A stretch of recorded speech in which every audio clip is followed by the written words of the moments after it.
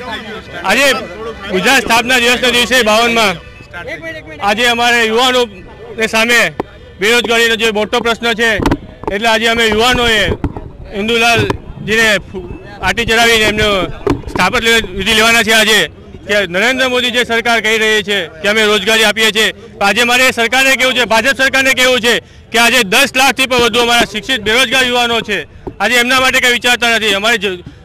અમારી જમીન મફતના ભાવમાં ઇન્ડસ્ટ્રીયલોને આપી રહી છે. આજે કરોડો રૂપિયાની જમીન ટાટા જેવી કંપનીને આપી દીધી છે. એમની સામે અમારે યુવાનોને શું મળેલું છે?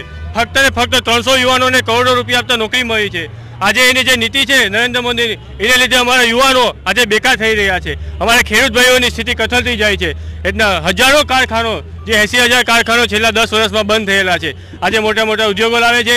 એ નરેન્દ્ર મોદીને મારે કહેવું છે કે તમે ઉદ્યોગો લાવો છો, પણ અમારા યુવાનો માટે શું કરો છો? આજે દિવસે દિવસે જે શિક્ષકોને જે ફિક્સ પગાર આપવામાં આવે છે એ નક્કી કરે છે, આજે શિક્ષકો નથી આપતા. એના માટે સુપ્રીમ કોર્ટમાં જાય છે. આજે નરેન્દ્ર મોદી એ પોતાના ઉદ્યોગપતિઓનો વિરોધ કરે છે, આજે યુવાનો વિશે કંઈ વિચારતો નથી. એના માટે આજે મેં સભા રાખી છે ત્યાં આપણે ગુજરાત ભવનમાં. Thank you.